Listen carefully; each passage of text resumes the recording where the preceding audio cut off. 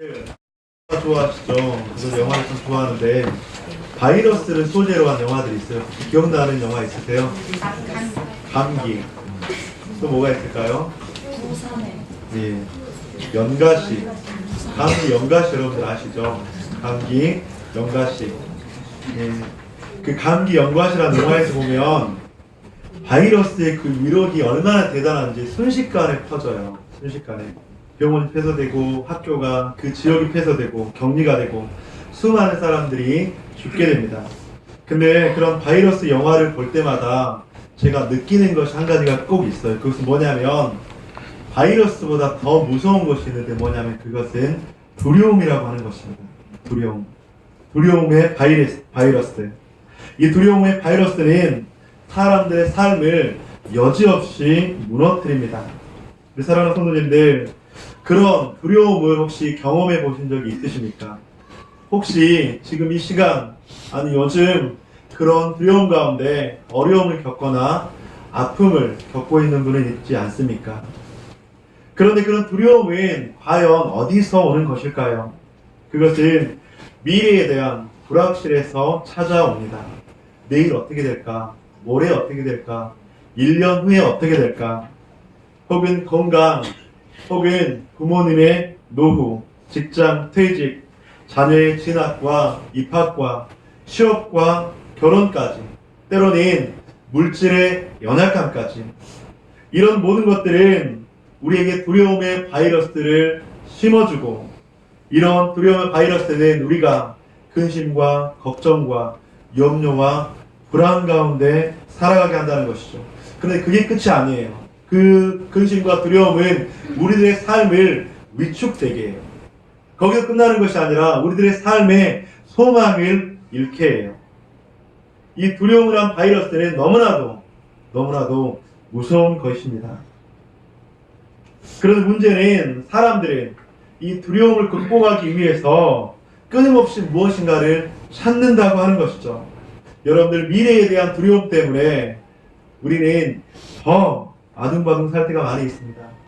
더 공부를 하게 되고, 더 물질을 모으게 되고, 더 건강해지기 위해서, 때로는 그 건강을 위해서, 여러분, 미래를 위해서 이런 것들은 어쩌면 당연한 거예요. 저는 이런 것들을 무시한다는 것은 절대로 아닙니다. 여러분들 오해하지 마세요. 그런데 이 두려움에 이 바이러스를 극복하기 위해서 끊임없이 노력을 하는데, 그것은 우리에게 어쩌면 필요할 수 있어요. 근데 중요한 것은 뭐냐면 그렇게 하면 할수록 두려움은 더 크게 우리를 엄습한다고 하는 거예요. 그리고 중요한 것은 그 두려움을 극복하기 위해서 무엇인가를 할 때 우리에게 중요한 무엇인가를 놓치게 된다고 하는 것입니다. 여러분들, 이스라엘 백성들이 애굽을 탈출해서 이제 광야 가운데 가잖아요. 근데 그들은 두려움의 극치였어요. 이제 막 애굽을 떠나자 무엇이 그들을 가로막았습니까? 홍해가 가로막았죠. 그 물에 빠질까 하는 두려움. 뒤를 보니까 애굽의 군사들이 수없이 쫓아와요. 적들에게 죽지 않을까 하는 그 두려움. 근데 어렵게 그 홍해를 건넜어요. 그런데 목이 마르는 거예요. 여러분들 갈증을 경험해 보신 분이 있을지 모르겠지만 그 타들어가는 그 갈증, 그러면서 여러분 혹시 생명의 위협까지 느낀다면 얼마나 두려움이 있겠습니까? 그것뿐만 아니었습니다. 배가 고파요. 배가 고파면 많은 사람들은 화를 내지만 그 화가 지나서 아사 직전까지 갔을 때 얼마나 많은 사람들이 두려움 가운데 있겠습니까? 그런데 그 두려움은 거기서 딱 끝나는 것이 아니라 이스라엘 백성들이 광야에서 어떻게 했습니까? 원망과 불평이 너무나도 많았다고 하는 것이죠. 근데 거기서 끝난 것이 아니었어요. 그 원망과 불평은 누구를 대적하게 했습니까? 하나님을 대적하게 했습니다. 그리고 하나님 앞에 불순종하게 했습니다. 그래서 그들은 하나님께서 주시는 놀라운 젖과 꿀이 흐르는 가나안 땅에 들어가지 못했고, 하나님께서 주시는 그 은혜와 축복을 누리지 못했다고 하는 것이죠. 이것이 바로 두려움의 결과라고 하는 것입니다. 그런데 오늘 본문 속에서 그렇게 두려움에 사로잡힌 이스라엘 백성들이 등장한다고 하는 것이죠. 이스라엘은 미디안과의 전쟁을 앞두고 있었습니다. 그런데 전쟁을 앞두고 그들 가운데 가장 시급한 것은 전력이 조금 열세했거든요. 그래서 전력을 보강하는 거였어요. 오늘 본문의 8장 10절 한번 읽어보도록 하겠습니다. 시작. 이때 세바와 살문나가 갈보에 있는데 왕과 사람의 모든 군대 중에 칼든 자 70여 명이 죽었고 남은 15,000명은 그들을 따라와서 거기에 있었다. 여기를 보면 우리가 미디안의 군사의 규모를 짐작할 수가 있겠죠. 몇 명일까요? 12만 명 플러스 15,000명은 살아서 돌아갔으니까 13만 5천 명이겠죠. 이게 미디안의 군병이었어요. 근데 그에 비해서 이스라엘 군대는 몇 명이었냐면 7장 3절입니다. 한번 읽어보겠습니다. 시작. 이제 너는 백성의 귀에 외쳐 이르기를 누구든지 두려워 떠는 자는 길라산을 떠나 돌아가라.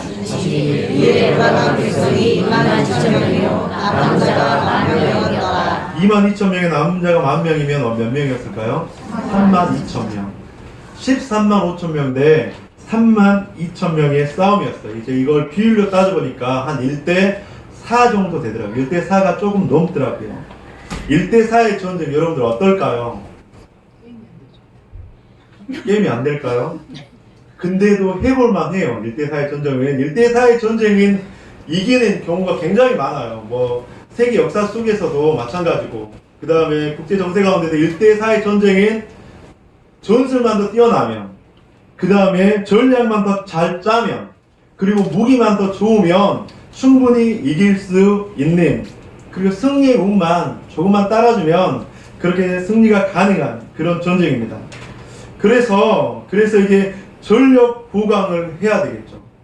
13만 5천 명 대 3만 2천 명. 어쩌면 사들이 전쟁 가운데서 이스라엘 백성은 승리하기 위해서 승리운도 따라주고 전력도 보강해야 되고, 그리고 여러 가지를 해야 되는데, 오늘 본문에서는 전력 보강을 위한 이해할 수 없는 군인 모집이 시작된다고 하는 거예요. 인간의 상식, 지식으로는 1대4의 전쟁에서 승리할 수 있는 비결은 긍정의 힘을 더해주고 전력을 보강하고 전술을 더했을 때 승리할 수 있는데, 그런 오늘 모습에서는, 오늘 본문에서는 그런 모습을 전혀 찾아볼 수 없었다고 하는 것이죠. 숫자를 더 모집해도 모자랄 판에 인원을 감축하는 그런 기이한 현상이 오늘 본문에서 일어나고 있습니다. 오늘 본문에서는 왜 이렇게 전력 보강을 했을까? 왜 이렇게 하나님께서는 이스라엘 백성에게 더 많은 숫자, 더 좋은 무기가 아니라 인원을 감축했을까? 오늘 본문의 7장 2절을 한번 읽어보도록 하겠습니다. 시작. 여호와께서 기도에게 이르시되 너를 따르는 백성이 너무 많은즉 내가 그들의 손에 미디안 사람을 넘겨주지 아니하리니 이는 이스라엘이 나를 거스러 스스로 자랑하기를 내 손이 나를 구원하였다 할까 함이라.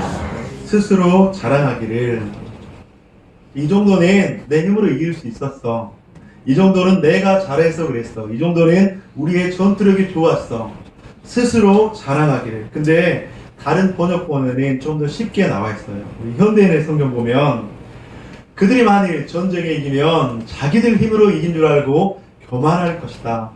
공동 번역에는 이렇게 나왔습니다.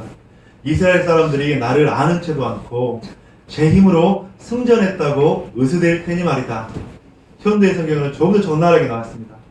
그러면 자기들이 싸움을 잘해서 이긴 줄 알고 하늘 무서운 줄도 모를 것이 아니냐. 참 재밌는 말씀인 것도 같지만 참 무서운 말씀인 것 같아요. 우리는 그렇게 고백합니다. 우리들의 힘으로 가능하다. 하나님 없이도 가능하다. 사사기의 주제처럼 하나님을 왕으로 모시지 않는 채 각자의 소견에 옳은 대로 행하면서 자신의 힘을 의지할 때가 많다고 하는 것이죠. 그래서 하나님께서 보실 때 이스라엘 백성인 32,000명이라는 숫자는 너무나 많았습니다.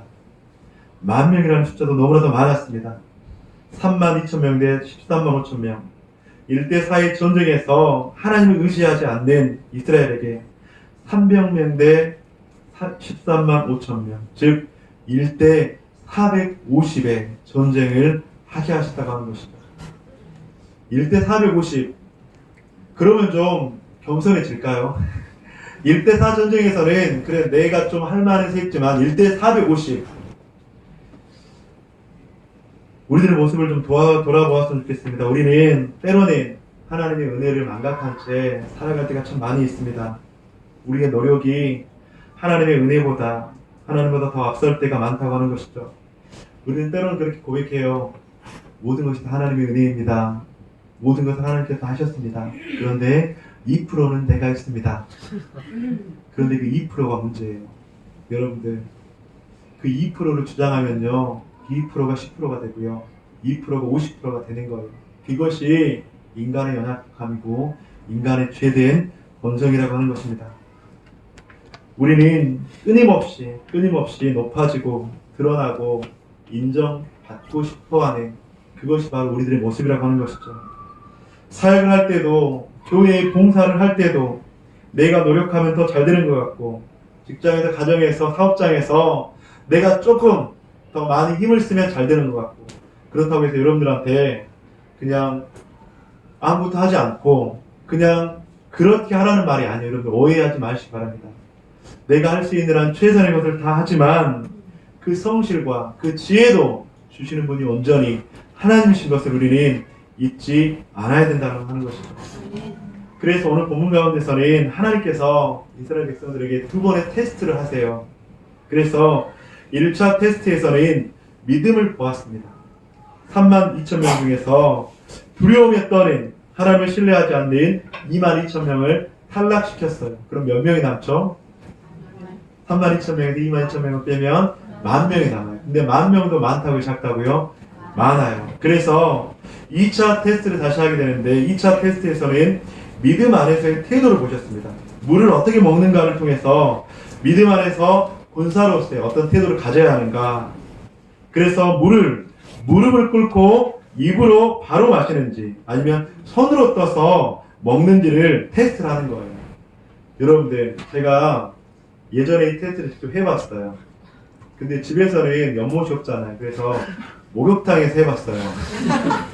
목욕탕에서 탕 있으면 여러분 이상한 상상을 하지 마시고, 탕을 오늘의 연못으로 생각하면 먼저 무릎을 꿇고 이제 탕에다 딱 입에 대봤죠. 이제 그렇게 했는데, 그렇게 해보고 이제 그 물을 손으로 딱 해서 입으로 딱 대봤죠. 근데 보니까 무릎을 꿇고 입을 물에 대고 마시면 주위를 아무것도 볼 수가 없는 거예요. 이렇게 딱 이제 물에 딱 이제 얼굴을 딱 쳐박고 그렇게 물을 먹으니까 볼 수가 없는 거죠. 근데 손으로 이제 물을 떠서 이렇게 먹으면 뒤를 돌아볼 수 있는 거예요. 그러면서 손으로 떠서 물을 먹을 때는 주위를 볼 수 있고 적들을 볼 수 있다고 하는 것이죠. 1차, 2차 테스트를 통해서 하나님께서 주시는 메시지는 무엇일까요? 그것은 하나님께서 찾으시는 첫 번째 사람인 믿음이 있는 사람이에요. 두려움을 극복할 수 있는 믿음의 사람. 그리고 두 번째 사람인 어떤 사람이냐면 그 믿음 안에서 얼마나 성실함으로 바른 태도로 살아가는가. 하나님께서는 이 두 가지를 보신다고 하는 것이죠. 여러분들, 우리가 믿음이 있다 하지만 여러분들 주의 가운데 믿음이 있는 것처럼 막 그렇게 외치지만 행함이, 성실함이 따르지 않는 사람 보면 어떻습니까? 우리 가운데 시험에 들잖아요. 그런데 어떤 사람은 믿음은 없는 것 같아요. 근데 너무나도 성실하고 잘 행하고 순종해요. 그런 사람을 또 보면 어떻습니까? 그런 우리가 공동체에서 하나님의 나라를 섬기고 신앙생활을 할 때에는 이 두 가지가 다 균형 잡히게 필요하다고 하는 것이죠. 즉, 믿음과 행함의 균형이 있는 300명을 통해서 1대4의 전쟁이 아닌 1대 450의 전쟁 가운데서 하나님의 이름이, 하나님의 영광이 드러나기를 소망했다고 하는 것이죠. 그렇게 할 수 있는 겸손한 한 사람 한 사람을 하나님께서는 찾고 계신다고 하는 것입니다. 사랑하는 성도 여러분, 지금 이 자리에 있는 것은 하나님의 은혜입니다. 우리의 공로와 우리의 지혜, 우리의 노력으로 만약 우리가 이 자리에 있다면, 생각한다면, 사랑하는 성도님들, 오늘 말씀을 통해서 다시 한번 우리의 모든 지식과 공로와 지혜라는 생각들을 내려놓으시기를 주님의 이름으로 간절히 축원드립니다. 그런데 이제 오늘 말씀 여기까지 우리가 참 도전이 되잖아요. 근데 오늘 1대 450이라는 그 전쟁 말씀을 준비하는데 제 안에 계속적으로 남아있는 그 여운이 있었어요. 질문이 있었습니다. 그러면서 저는 성도님들 1대 450의 전쟁 가운데서 승리하기 위해서는 우리는 믿음이 있어야 합니다. 행함이 있어야 합니다. 그렇게 그런 신앙을 가지고 살아가야 합니다. 열왕기상 19장에서 나오는 갈멜산에서 1대 450으로 엘리야가 승리했잖아요. 오늘은 어쩌면 그에 대한 복선이거든요. 그래서 우리가 그런 신앙의 삶을 가져야 됩니다. 여러분들 1대 450의 전쟁에서 승리하기 위해서 기드온의 300용사처럼 살아가십시오. 그렇게 이야기를 해야 되는데 왠지 모를 제 마음 가운데 불편함이 좀 있었어요. 그러면서 300명 외에 31,700명은 어떻게 되었을까? 31,700명은 앞으로 어떻게 살아가야 될까? 그들은 믿음의 용사는 되고 싶었잖아요. 근데 그들은 1차 테스트에서 탈락하거나 2차 테스트에서 탈락을 했잖아요. 그렇다면 그들은 믿음의 패배자로 아무 소망 없이 살아가야 할까요? 그래서 제게 남아있는 고민은 31,700명이 묵상이 되었습니다. 돌아간 31,700명을 굳이 분류하자면 이들은 미디안, 즉 적군은 아니었습니다. 맞잖아요. 어쩌면 우리와 신앙이나 추구하는 것들이 같지만 조금 부족하거나 조금 연약하거나 그런 인생들이 바로 31,700명이잖아요. 그렇다고 해서 31,700명 그 사람들은 과연 어떻게 해야 될까? 그 사람을 생각하면서 저는 부름받지 못한 사람들을 생각하면서 한국교회의 수많은 성도들이 좀 생각되어졌습니다. 그리고 공동체에 또한 성도님들도 생각이 되어졌습니다. 왜냐하면 아직도 두려움이 너무나도 많아서 아직도 믿음이 온전하지 않아서 갈팡질팡한 그리스도인들 참 많잖아요. 가난한 성도들이라고 하는 그런 성도들, 교회에 나갔다가 안 나갔다가 하는 그런 성도들 참 많이 있잖아요. 신앙생활을 한다고 하는데 교회에서 온전히 접붙임을 당하지 못해서 때로는 실족해서 마음이 아프고 몸이 아프고 직장과 가정과 물질 때문에 이런저런 이유로 하나님께 자기 자신을 온전히 드리지 못하는 그런 성도들 많이 있잖아요. 가난하고 소외되고 겉으로는 막 행함이 있지만 믿음이 없는, 믿음이 있는 것 같지만 행함이 없는 그런 성도님들이 우리 주위에 많이 있잖아요. 하나님께서 진정으로 찾으시는 성도들은 기드온의 300용사이기도 하지만 하나님께서 또 찾으시는 성도들은 31,700명의 사람들이 아닐까. 진짜 하나님의 은혜가 필요한 사람들, 하나님의 회복이 필요한 사람들, 하나님의 치유가 필요한 사람들은 기드온의 300용사이기도 하지만 31,700명의 사람들이 아닐까. 제 안에 막 그런 묵상들이 되어지는 거예요. 그래서 기도하는데 기드온의 300용사여 너희가 싸워야 될 대상인 13만 5천 명 미디안의 적군들이다. 하나님을 위해서 그들과 싸워라. 1대 450의 전쟁 가운데서 하나님의 능력으로 하나님의 이름으로 그들을 무찔러라. 그렇게 기도를 했어요. 그런데 그 기도가 끝이 아니었어요. 기드온의 300용사여 미디안 전쟁에서 승리할 대상이 바로 그들과의 전쟁에서 너희가 승리를 해야 하지만 그것이 끝이 아니다. 미디안의 적군은 너희가 전쟁 가운데서 승리해야 될, 무찔러야 될 대상이라면 나머지 31,700명은 너희가 사랑하고 품고 용납하고 함께 가야 될 대상들이다. 너희가 함께 보듬어야 될 대상들이다. 하나님의 사랑과 하나님의 용서와 하나님의 은혜가 너무나도 필요한 가족들이다. 공동체에서 힘들어하고 공동체에서 어려운 가운데 있는 그런 가족들이다. 이렇게 기도가 되는 거예요. 한 교회가 세워지면서 이 땅 가운데 수많은 교회가 있는데 그 교회 가운데 어떻게 기드온의 300용사만 있겠어요? 기드온의 300용사만 있다면 이 땅 가운데 교회는 이루어지지 않아요. 이 땅 가운데 기드온의 300용사만 있다면 그건 건강한 공동체가 절대로 아닌 것이죠. 사랑하는 성도님들은 기드온의 용사입니까? 아니면 기드온의 300 용사에 들어가지를 못했지만 하나님 안에서 살아가려고 몸부림치는 31,700명의 이스라엘 백성들입니까? 우리 공동체에 300명의 용사 외에 31,700명 같은 가족들은 없을까? 우리 여러분 한번 주위를 돌아보셨으면 좋겠습니다. 우리는 기억해야 합니다. 공동체는 300명의 용사로는 절대로 이루어질 수 없어요. 더부든교회를 개척하면서 처음에 함께 하고 싶은 많은 분들, 그래서 기도하면서 한 사람 한 사람 또 만나기도 했었고, 그러면 처음에는 제가 저희 연약함이에요. 여러분들도 용서해 주세요. 처음에는 기도원의 300용사와 같은 그런 사람만 있으면 교회가 참 행복하겠다, 그런 생각들을 좀 했었어요. 헌신된 사람들, 그리고 진짜로 능력 있는 사람들. 근데 기도하면 할수록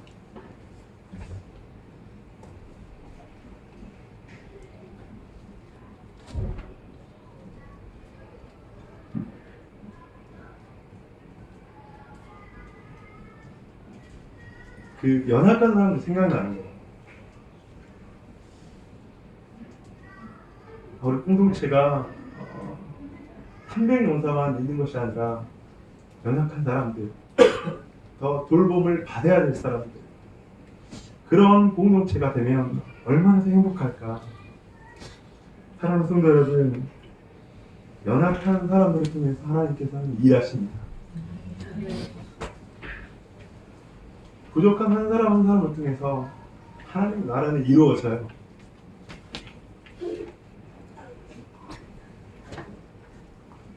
그래서 기도할 때 그렇게 기도했어요. 하나님, 우리 공동체에 헌신된 사람도 보내주옵소서. 그런데 우리 공동체 연약한 사람들, 이 31,700명과 같은 그런 인생들, 그런 인생들이 교회에 와서 회복되어지고 하나님을 만나. 그렇다면 얼마나 좋을까. 하나님, 우리 공동체가 더 보듬어주고 더 사랑하고 그런 공동체가 되면 얼마나 좋을까. 여러분은 어떤 사람입니까? 여러분은 기도원의 300용사입니까? 아니면 31,700명 같은 그런 연약한 인생들입니까?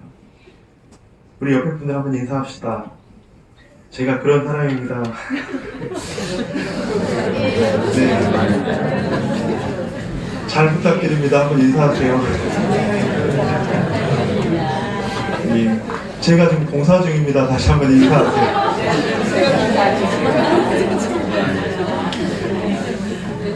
교회를 다니다 중단된 성도님들, 교회 다니는데 믿음이 연약한 성도님들, 시험에 들고 아프고 상처받고 영적 육적 돌봄의 대상들이 있진 않을까. 미래가 불확실해서 두려움에 떨면서 세상과 교회를 양발을 딛고 있는 불안과 초조함 가운데 있는 그런 성도님들이 없을까. 그들에게 우리는 어떻게 다가가야 될까. 여러분들, 야, 이 믿음 없는 사람아, 네가 믿음이 없으니까 그런 거야. 더 헌신해야지, 더 기도해야지. 여러분들 혹시 그런 생각 가지고 있으세요? 죄송합니다. 저도 그런 생각 안 해요. 저도 그런 생각 안 할 거예요, 여러분들. 그래서 저는 더부든교회 와서 모르겠어요. 성도 한 분 한 분의 모습들을 볼 때 연약한 분은 더 연약해서 사랑스럽고, 그 다음에 헌신된 분은 더 헌신돼서 사랑스럽고, 그 다음에 부족한 분들은 더 부족해서 사랑스럽고. 그래서 우리는 기다려야 합니다. 하나님의 은혜가 함께하도록 기도해야 합니다. 정작 판단하는 것이 아니라 그들을 기다려주고 용서해야 합니다. 그렇게 했을 때 우리 더보듬교회 가운데 하나님의 나라가 이루어지는 것이죠. 특별히 우리 더보듬교회 우리 자매님들, 남편들을 기다려 주셔야 됩니다. 아멘. 제가 그런 우리 자매님들 있으면 나중에 따로 부를 거예요. 왜냐하면 우리는 기다려주는 그 가운데 공동체가 성숙되어져요. 어떻게 다 300용사만 있겠어요, 여러분들? 어떻게 다 그렇게 하라고 하겠어요? 그것은 건강한 공동체가 아니라고 하는 것입니다. 두려움을 극복하기 위해서 무엇인가를 찾는 그들은 믿음이 없다고 손가락질하고 판단받아야 될 사람이 아니라 그들을 더 보듬어주고 더 기도해주고 더 기다려줘야 할 대상인 것을 우리는 잊지 말아야 합니다. 성령님의 도우심이 그들 가운데 임하도록 우리는 간구해야 합니다. 십자가의 은혜, 구원의 감격을 한 번도 경험해보지 못했는데 그 영혼들에게 하나님, 복음의 능력, 복음의 감격을 이 심령들에게 부어 주시옵소서. 죄와 사망의 법에서 우리를 승리케 하신 예수 그리스도의 십자가의 능력이 우리 가운데 가득하게 하여 주옵소서. 그래서 그들을 기도해야 된다고 하는 것이죠. 사랑하는 더워든 가족들은 삶의 두려움을 극복하려고 무엇을 찾고 계십니까? 어떤 은혜를 간구하고 계십니까? 여러분들, 우리는 다시 한번 말씀과 기도밖에 없어요. 하나님의 그 말씀, 그 기도만이 우리를 점점점 그리스도의 장성한 분량에 충만하게 이르게 할 줄을 믿습니다. 아멘. 어제 정경희 집사님하고 동생 정인영 성도를 신방하고 왔어요. 근데 너무나도 감사한 것은 이제 누님도 알아봐요. 그리고 한쪽 손과 발을 움직이기도 하고 눈을 깜빡이고 그 다음에 소리는 안 나지만 아멘이라고 그렇게 이야기를 하고 중환자실 내가 기도해 주는 거 기억나냐고 하니까 그렇게 눈을 깜빡이더라고요. 오면서 정경희 집사님 뭐 이런저런 이야기를 하다가 집사님이 그런 고백을 하는 겁니다. 목사님, 저는 하나님 아니면 못 삽니다. 벌써 죽었을 겁니다. 하나님 아니면 이 상황을, 이 아픔을 도저히 극복할 수 없었을 겁니다. 사랑하는 성도 여러분, 이것이 바로 복음의 능력으로 살아가는 성도입니다. 우리는 1대 450과 같은 이 전쟁 속에서 세상을 살아가고 있어요. 여러분 살아가고 있는 세상이 1대 450의 전쟁이라고 생각하시면 돼요. 그런 전쟁 가운데 여러분들, 우리가 힘을 쓰면 얼마나 쓰겠어요? 우리가 노력해서 결과를 얻으면 얼마나 얻겠어요? 노력하지 말라는 게 아니라. 근데 그 모든 것들을 주관하시는, 도저히 불가능한 상황이지만 죽을 수밖에 없지만 절망 속에서 소망을 주시는 그 하나님의 그 은혜, 이것이 바로 복음의 능력, 십자가의 능력이라고 하는 것입니다. 오늘 본문의 1대 450의 전쟁에서 이스라엘에게 필요한 것은 바로 하나님의 능력, 복음의 능력인 줄 믿습니다. 아멘. 우리에게 구할 것이 있다면 하나님의 은혜, 복음의 능력임을 고백하십시오. 그래서 우리가 살아가는 이 세상 1대 450과 같은 이 전쟁 속에서 하나님 저에게 은혜를 부어 주옵소서. 하나님 복음의 능력으로 살아가게 하여 주옵소서. 복음의 능력, 십자가의 능력만이 우리를 새롭게 할 수 있습니다. 그래서 우리가 그 하나님을 의지하고 또한 우리 공동체를 살아갈 때, 하나님, 우리는 300명과 같은 기도의 용사입니다. 아니, 우리는 31,700명과 같은 그런 연약한 인생입니다. 그래서 우리의 삶을 개입해 주시고 주관해 주시고 인도해 주시옵소서. 이것이 바로 우리 사랑하는 더워든 교회가 되기를, 이런 교회가 되기를 주님의 이름으로 간절히 축원합니다. 그래서 오늘 하루, 이번 한 주 여러분 수요일까지 이 복음의 능력으로 살아갑시다. 알겠죠? 그래서 수요일까지 살아갈 때 복음의 능력으로 좀 살아가니까 은혜가 좀 떨어진 것 같다. 그러면 어디에 오셔야 된다고요? 그래서 저는 이제 수요 기도에 안 오시는 분들이 많아서 참 감사는 해요. 참 그래도 은혜 없이 살아갈 수 있는 분들이 참 많이 있구나.